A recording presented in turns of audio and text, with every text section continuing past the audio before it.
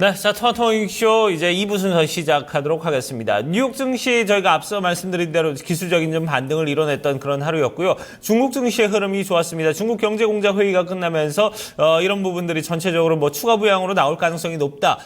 이런 언급이 있었고 여기에 따라서 좀 중국 증시가 들썩이는 그런 모습을 보여줬습니다. 네, 지난주 FOMC 이후로 미국의 어떤 긴축 정책이 본격화되면서 각국의 통화 정책의 향방에 대해서 관심이 상당히 높은데요. 이 주말 사이 시작이 됐던 중국 경제 공작 회의에서 추가 경기에 대한 부양 기대감이 강하게 반영이 된 것이 호재였습니다. 중국 증시가 가뿐하게 좀 올라서는 양상으로 글로벌 증시의 출발선을 끊었고 유럽 증시는 흔들렸습니다만 미국 증시가 다시금 반등에 나서면서 앞으로 글로벌 증시 다시 한번 좀 산타랠리를 기대할 수 있는 게 아니냐라는 목소리들도 나오고 있습니다. 자, 내년도까지의 기대감, 긴 관점에서 전략들 살펴보겠습니다.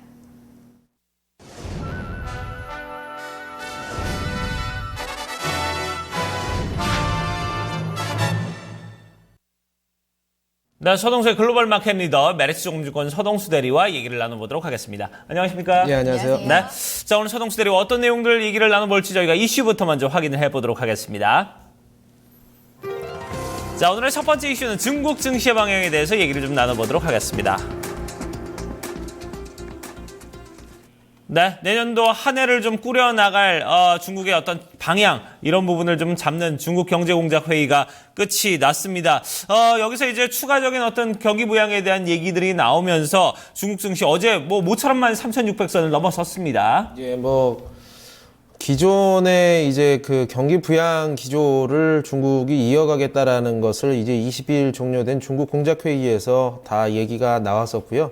어쨌든 좀 중국 상해 지수를 보시게 되면 전 그 고점까지 올라갔는데 좀 뚫어냈으면 하는 욕심이 있었거든요. 근데 여기서 약간 좀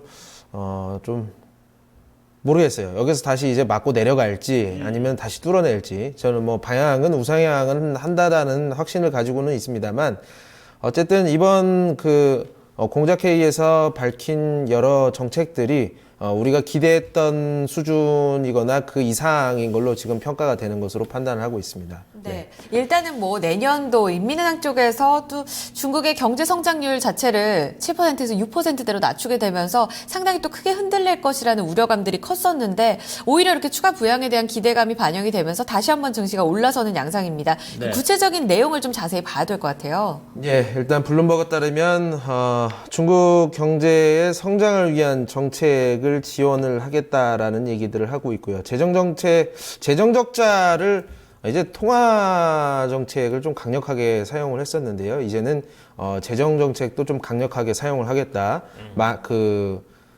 재정 적자가 확대가 되는 한이 있더라도 이런 좀 강력한 의지를 좀 보여줬었고요. 네. 이런 부분들을 공공투자를 좀 확대를 하고 부동산 시장 붐업을 시킨다. 그리고 전체적으로 경기를 둔화시키고 경기 둔화를 저지시키겠다는 의지라고 보시면 될 것 같은데요.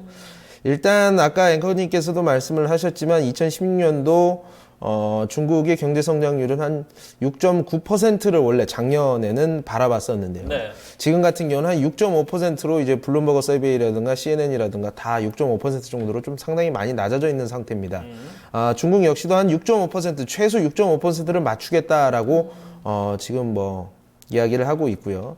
1990년 이래로 좀 가장 낮은 성장의 폭이라고 이렇게 표현을 하고는 있습니다만 어떻게 보면 이제 양적으로는 상당히 좀 많이 늘어난 부분들, 절대적인 양에서는 상당히 큰 부분이고요.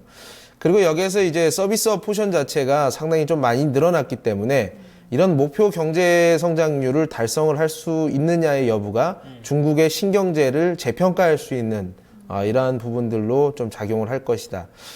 세부적인 내용들 기업 활동을 지원한다라는 측면, 각종 비용을 감축을 시켜주고 은행 차입이라든가 여러 가지 조달 비용이라든가 아니면 사회적인 비용들 같은 것들을 많이 좀 제거를 시켜주고 좀 수익을 내고 부채를 감축할 수 있도록 좀 전면적으로 지원을 하겠다라는 의지. 그리고 부동산에는 농민들이 도시의 집을 못 사게 했던 이런 제도들을 허용을 하면서 농민이 어떻게 보면 이제 1차 산업에 종사하고 있는 인구가 중국에서는 상당히 좀 절대적이기 때문에 네.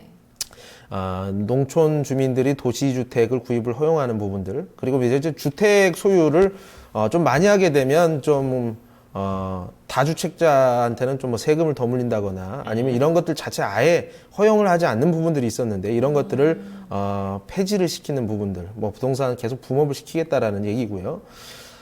통화정책 전체적으로 지준율이나 기준금리를 계속적 완화를 시키면서 인하를 시키면서 시중에 따라 유동성을 계속 불어넣는 이런 트렌드는 계속 좀 지켜갈 것이다라고 이렇게 얘기를 하고 있습니다. 네. 네, 그래요.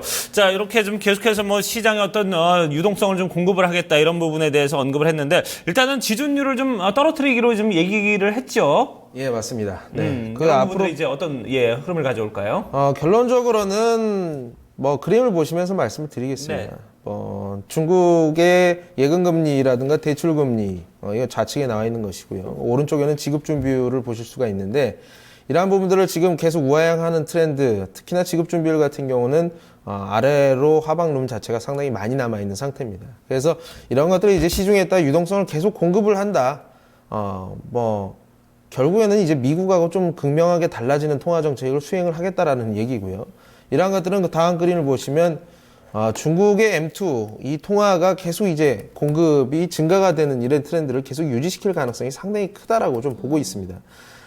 그래서 이러한 부분들이 시장에다가 결국에는 뭐 인플레이션을 유발을 시킨다거나 어쨌든 경기 붐업을 무조건 시키겠다라는 이런 의지로 좀 보여지고요. 네. 마지막으로 이러한 효과들이 지금 이미 어느 정도는 나올 것이라고 좀 예상을 하고 있는데 최근 들어서 부동산 가격이 2015년도에 상당히 좀 하락 트렌드로 가다가 2016년도에 가까워지면서 올해 한 중반 정도서부터는 부동산 가격이 다시 이제 마이너스권에서 플러스권으로 이렇게 좀 돌아오고 있다라고 보시면 되거든요.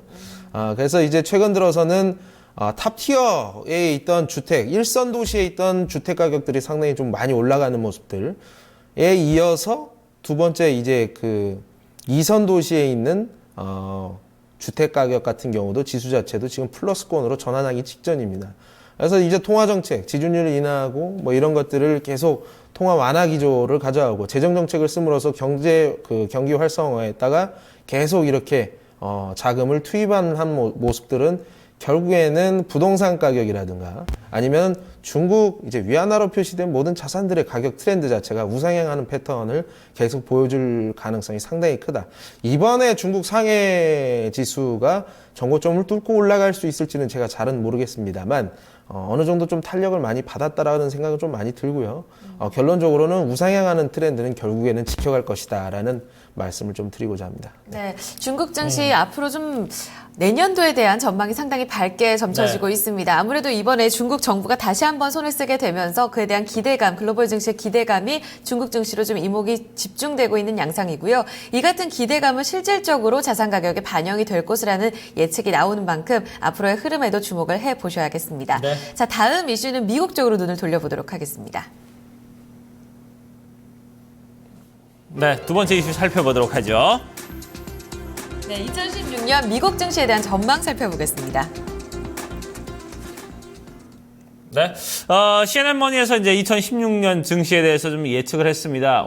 S&P 500이 2200 바로 밑에까지 갈 것이다 이렇게 예측을 하고 있어요. 올해 그 S&P 500 지수가 올해 연간으로는 그다지 플러스를 전혀 내지는 못하고 거의 마이너스권이거든요.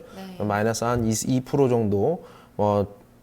연말에 종료가 돼봐야지 알 수 있겠습니다만 어쨌든 앞으로 하는 업사이드가 한 9% 정도는 남았다라는 예측을 이제 일반적으로 이런 이제 금융기관이라든가 이제 경제 관련된 매체들이 내년 전망들을 내놓는데요. 보통 내년 전망을 장밋빛 전망을 내놓는 경우가 한 99%라고 보시면 되는데요. 네. 어쨌든 올해 조금 많이 오르지 못했다. 2008년도 이래로 이렇게 부진했던 상승이 없었다라는 측면. 2016년에는 좀 회복의 시간이 좀 되지 않겠느냐라는 얘기를 좀 하고 있습니다. 네, 미국의 이번에는 이제 FOMC 회의 결과 그러니까 금리 인상이라는 대대적인 이슈를 앞두고서 S&P 500 지수나 다우 지수가 함께 좀 되밀리면서 거의 4분기 들어서 연간 수익률이 마이너스권으로 많이 좀 전환이 되는 양상이 있었는데 물론 정말 말씀대로 연말까지 가봐야 알겠습니다만 일단 증시는 이미 벌써부터 내년을 좀 보고 있잖아요. 말씀대로 2200선을 도달하냐 못하냐 이거에 대한 이야기들이 상당히 많은데 어느 쪽으로 좀 이야기를 풀어가야 될지요. 예, 그 저희 국내 증시 말씀하시는 건가요? 아니면 미국 증시 2200? 예, 그렇죠. 예, S&P 500 지수. 예, 그냥 뭐 일반적인 컨센서스를 지금 좀 전달을 드리는 거고요. 네. 어쨌든 CNN 머니 따르면요. 2016년도에는 미국 경제가 좀 완만한 회복세가 지속이 된다는 얘기, 기업들의 실적이 조금씩 확장이 될 것이다라고 얘기를 하고 있습니다. 이러한 부분들 때문에 근로자들의 임금이 상승이 되고 뭐 이러한 부분들로 소비자 물가 CPI가 올라가면서 또 소비가 확대되는 모습들, 전체적으로 미국이 GDP 경제 성장률, 그러니까 경제 성장률 플러스권을 계속 유지를 시킬 수 있다라는 얘기들을 좀 긍정적으로 이렇게 표현을 하고 있는데요. 이러한 부분들은 결론적으로는 조금씩 조달금리를 올릴 수 있는, 조달금리가 올라가게 되는 이제 금리 인상이 조금씩 이루어질 수 있다라는 얘기가 반대로 얘기하면 말씀을 드릴 수 있을 것 같습니다. 만약에 페드가 금리를 인상을 하는 데 있어서 경기가 생각보다 좋다라고, 그러니까 남들이 생각하는 것보다도 체감 경기가 좋지 않음에도 불구하고 경기를 판단을 오류를 범하면서 금리를 인상을 좀 조기에 했을 시에는 상당히 금융시장의 파장이 크다라는 얘기를 하고 있는데요. 이 얘기 자체는 또 미국이 경기에 대해서 뭐 100%의 자신감은 아니라는 측면을 좀 보여주고 있습니다. 그래서 이러한 부분들은 이게 진짜 미국 경제가 완만하게 성장하고 기업들의 실적이 좋아지고 임금이 늘어나고 소비가 늘어나는 이런 패턴을 우리가 확인을 해 나가야지만 금리가 인상되는 모습들, 이런 것들은 우리가 확인할 수 있을 것이라고 좀 생각이 들고요. 네. 지금 올해 가장 좋았던 섹터가 IT 섹터, 네. 앞으로 뭐 클라우딩이라든가 보안이라든가 그리고 소비재 섹터. 요즘에는 뭐 IT 섹터라고 소비재 섹터 이렇게 얘기하는 것 자체가 좀 구분을 시키는 게 좀 이상해요. 아마존 같은 경우에는 이게 소비재인지 네. 뭐 IT인지 구분하기 상당히 좀 그렇지 않습니까? 네. 오프라인을 기반으로 해서 전통적인 소비재가 잘 되는 경우도 없고, 뭐 IT라고 하더라도 뭐 정통 무슨 뭐 핸드폰만 만드는 그런 것을 IT라고 하지는 않잖아요. 그래서 어쨌든 올해 유망했던 섹터들이 지속적으로 좀 내년 초에도 유명하지 않겠느냐, 이렇게 좀 컨센서스로 모아가고 있는 것으로 좀 보여집니다. 네. 네. 앞으로 그러면 올해를 이끌어왔던 뭐 IT 소비재 얘기를 해주셨는데 이들 섹터가 결국 내년까지도 랠리를 이어갈 것으로 보시는지, 그리고 아무래도 우리 쪽, 그러니까 이머징 증시 내에서의 한국 증시의 관련 섹터들의 어떤 커플링 현상이 좀 강화됐었던 측면도 있었잖아요. 특히 상반기 쪽에는요. 이런 부분에서는 좀 기대도 해봐도 될까요? 예, 그러니까 결과적으로 여기에서 말하는 컨센서스, 뭐 하나의 컨센서스에 불과하다라는 얘기고요. 그렇지만 유망 섹터가 지속을 한다라는 측면, 반대로 얘기를 하면 증시에 그다지 뭐 엄청나게 좋아질 만한 일이 별로 없을 것 같다라는 얘기로 또 바꿔서 얘기를 할 수 있을 것 같습니다. 예년에 뭐 경제 성장률이 크게 올라간다거나 오히려 금리 인상으로 인해서 조달 비용이 늘어나고 기업의 감익 그리고 소비가 줄어드는 이런 이제 또 다운턴 오브 이코노미로 진입을 언젠가는 좀 있으면 하게 될 터인데, 이런 부분에 앞서서 어쨌든 증시는 뭔가 좀 안정감을 주는 멘트들을 좀 여러 매체에서 얘기를 하고 있고, 그 가운데에서 올해 좋았던 섹터들이 내년 초에도 계속 유망할 것이다. 뭐 이런 거 정도만 그냥 우리가 투자 아이디어로 조금 가져가면 되지 않을까라고 생각하면 될 것 같고요. 그냥 내년 초 우리 1월 같은 경우는 결국에는 제가 레이더를 돌려본 바로는 헬스케어와 그리고 전기차, 자율주행차 이쪽하고 뭐 OLED 정도, 이 정도는 지금 조금씩 다 세팅이 많이 돼 있는 것 같아요. 예. 네, 그래요. 자, 전체적으로 뭐 시장이 지금 뭐 올해 계속해서 괜찮았던 종목들이 쭉 내년까지 좀 이어갈 가능성이 높다. 그렇다는 것은 이제 다시 말하면은 뭐 장이 좋으면 이제 뭐 웬만한 종목들 다 같이 이제 상승하는 그런 어떤 기대감을 갖기는 좀 어렵지 않겠느냐. 이런 부분에 대해서 좀 얘기를 나눠봤고요. 조금 전에 말씀하셨던 서동수 대리의 어떤 추천 섹터들 이런 부분도 여러분들께서 잘 좀 유념해서 체크를 해두시길 바라겠습니다. 자, 얘기 여기까지 듣도록 하겠습니다. 지금까지 글로벌 마켓 리더 메리츠 종목증권 서동수 대리와 함께했습니다. 고맙습니다. 네, 감사합니다.